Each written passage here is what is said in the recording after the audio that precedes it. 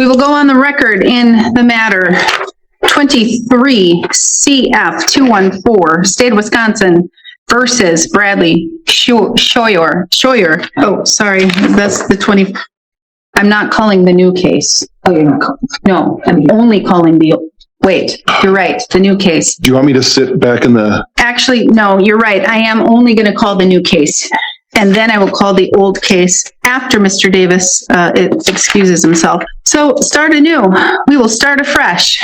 We will go on the record in the matter 24 CF 202, State of Wisconsin versus Bradley Scheuer. The state appears through District Attorney Kevin Schmidt in person. We have Mr. Scheuer in person in custody with counsel Nicholas Davis. We're set here today in this matter for a plea and sentencing. The parties have reached an agreement. Mr. Scheuer is currently... Demeter battery might sound light, but don't let that fool you. Behind this plea deal is a much heavier accusation, false imprisonment and strangulation. But both sides now get to argue freely in the judge, not bound by any of it. Hook. Should judges be allowed to completely ignore plea deals? Sound off below. Custody facing revocation on another matter. Mr. Davis, what is the agreement that's been reached? Your Honor, the agreement initially was reached with Attorney Renicky, and I believe that District Attorney Schmidt is going to go along with that same agreement. My client was going to plead to count 3, Your Honor, which is misdemeanor battery, and it was just for both sides free to argue on this case. All righty. So both sides free to argue in 24 CF 202. And I should say at that time, District Attorney Renicky, I know that he always would include dismiss and read in. So those other 2 are not dismissed outright. They're dismissed and read in. That is correct. All right. So Mr. Schmidt, what is the basis for the public interest in reaching this agreement? I think being free to argue on that misdemeanor is fair. I think the way the false imprisonment was described by the victim, it's a little iffy. The strangulations are always about the effect on the victim, so there's always come down to testimony. The battery is the thing that we can certainly do. So I think that doing that and arguing with the read-ins is appropriate. Thank you. Victim statement, that's rare. Sometimes silence can scream louder than words. Is it restraint, fear, or something more complicated? Either way, it shifts the courtroom's emotional weight back onto the defendant. Audience prompt. Should victims be required to speak during sentencing? Make a statement? No statements made. All right. So, Mr. Scheuer, I have in front of me a plea questionnaire waiver of rights form. Do you recognize this document? Yes. And that's the document that your attorney went over with you? Did your attorney go over it with you? Yes. Did he go over it thoroughly with you? Yes. Did he essentially go over it word for word? Yes. And do you understand everything on this document? Yeah. And if you didn't understand something, did you have him explain it to you? Yes. And he did so? Yes. And is that your signature on the second page? Yes. So you are pleading guilty to 1 count of misdemeanor battery. Is that correct? Correct. You are 66 years old. You have 12 years of schooling. You can read, write, and you understand the English language. Is that all correct? Did your attorney go over with you what the state would have to prove your guilt beyond a reasonable doubt? Yes. Did your attorney go over with you the maximum possible penalties you face? Yes. You are not receiving treatment for a mental illness or disorder, and you've not had any drugs, alcohol, or other medications in the last 24 hours. Is that correct? Well, I'm on heart meds, but that's all. Yes. No medications that interfere with your ability to comprehend or understand. No, I've been incarcerated for 6 months. All right. And so, did your attorney go 6 months? Behind bars already. But here's the kicker. He hasn't even been sentenced yet. That's pre-trial detention for you. Sometimes the system punishes you before it ever convicts you. Legal insight. It's called time served, and it can shave off a sentence or just add pressure to take a plea. your constitutional rights? Yes. And did he go over them thoroughly with you? Yes. Do you understand them completely? Yes. You understand that you'll no longer have a trial, you'll no longer have the right to have your attorney cross-examine the state's witnesses or call witnesses to testify for you. You will no longer have the right to testify on your own behalf or remain silent and not have your silence used against you. You will also no longer have the right to have that jury trial in which 12 of your peers would need to reach a unanimous decision as to a guilty verdict or find you not guilty. And you will no longer have the right to have the state prove your guilt beyond a reasonable doubt. Do you understand the rights that you're giving up here today? Yes. Now, do you also understand that if you're not a citizen of the United States, your plea could result in your deportation? If you're not. Yeah, I'm a citizen. I know, I have to ask that to everybody. Do you understand that the state would have to prove on or around September 6, 2024, in Burnett County, Wisconsin, you caused bodily harm to JEC by an act done with intent to cause bodily harm to that person without that person's consent, a Class A misdemeanor? Do you understand what the state would have to prove? Yes. Do you understand that upon conviction, you face a fine of up to $10,000 or imprisonment of up to 9 months or both? Yes. Do you understand that there is what's called a free to argue here? And that means that the state is free to argue for any sentence it feels is appropriate based upon the facts. Your attorney is free to argue any sentence that he and you feel is appropriate based upon the facts, but I'm not bound to follow either of those arguments or recommendations. Do you understand that? Yes. That I am free in my own discretion based upon the facts of the case, as well as the totality of the circumstances, your history, rehabilitative needs, etc., the community, to sentence you to what I believe would be an appropriate sentence. Do you understand that? Yes. Do you still wish to proceed and enter a guilty plea? Yes. Now, did you go over the criminal complaint with your attorney? Yes. In particular, did you go over that probable cause section that basically says what happened and why you were charged with the crimes? Yes, I read it, but I don't agree with it. Well, and that's what I'm going to say. You may not agree with all of the facts, 100%, but as it relates to this battery charge, and the battery charge only, for those facts, are they essentially accurate? No. Well, I'm not taking his plea.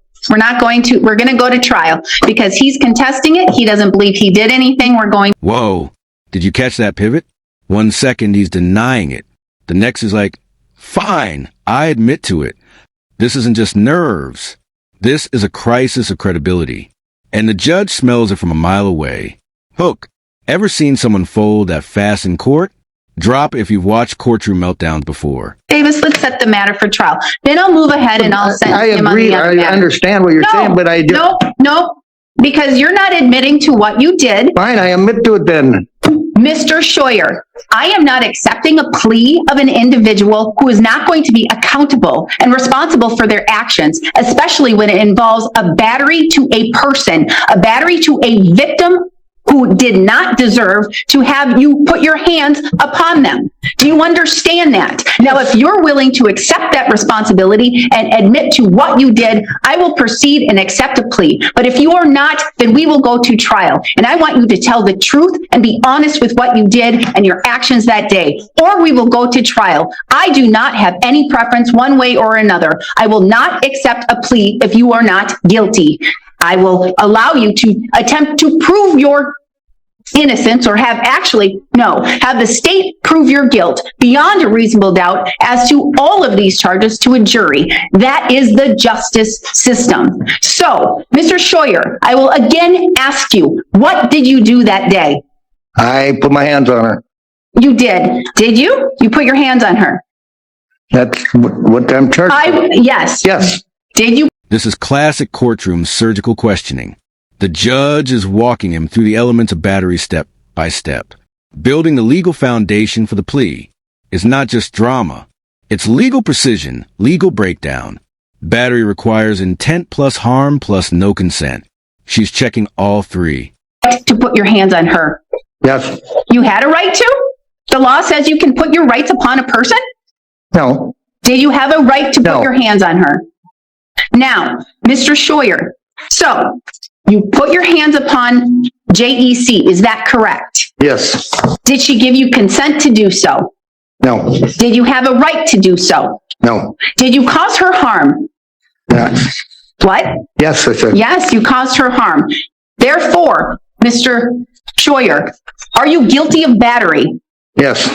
Now, with regards to the facts of the case as it relates to battery, did you review that with your attorney?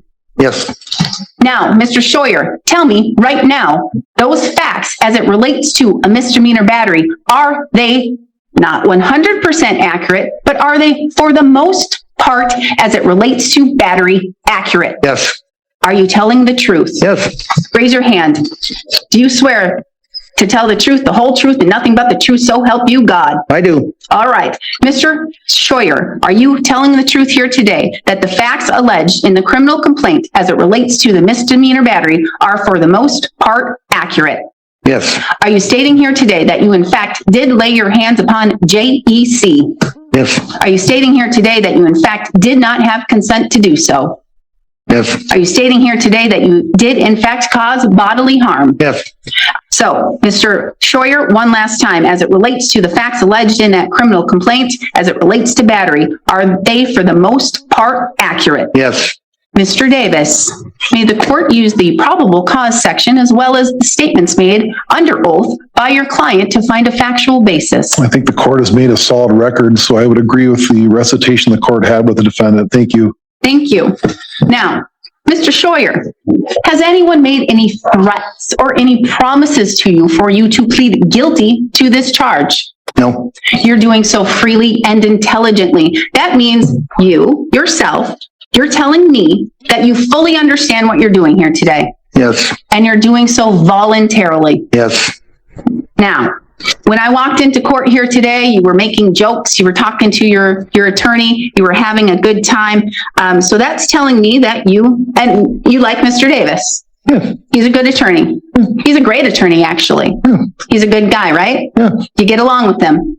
For the most part, yes. Yes. Now, Mr. Davis, did he provide you at least competent representation? I believe I provided him competent representation whenever he needed a question or a meeting or some kind of a phone conference that was provided to Bradley.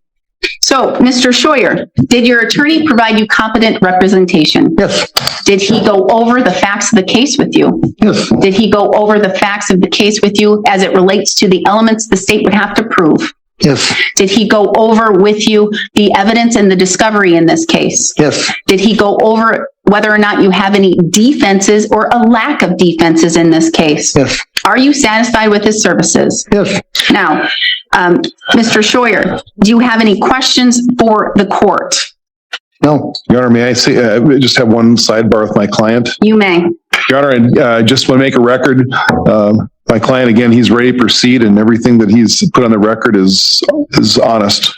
And for the record, I know you were talking to your client, but quite honestly, this is a courtroom. I have ears. I can hear very well. You were talking to him about his right to go to trial. He has the right to go to trial if he wishes to do so. That is his constitutional right, and he wishes to waive that right, and he wishes to enter this plea here today. Is that accurate and true, Mr. Davis? It is. I just wanted to make sure one last time that if he wants to have a trial, I will make sure that I will represent him in that trial. And I said, well, and you will give him that access to that trial. And he said that he wants to go forward with his plea. I just wanted to double, triple, quadruple check on this. And Mr. Davis, that's because you are a really good attorney, great attorney. He does his job very well, and he's very thorough. So thank you, Mr. Davis, for doing that. So is that all accurate and true, Mr. Scheuer? Yes.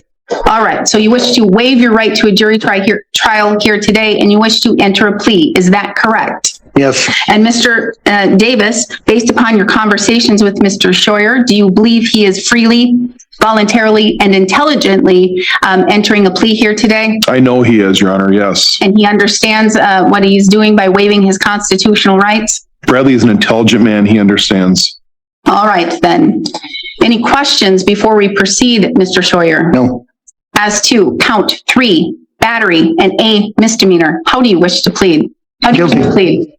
Huh? How do you wish to plead? I said guilty. The court will find your plea of guilt is done knowingly, intelligently, and voluntarily. I'm going to find that you understand your constitutional rights and what it means to waive and give up those rights. I'm going to find a factual basis based upon your statements under oath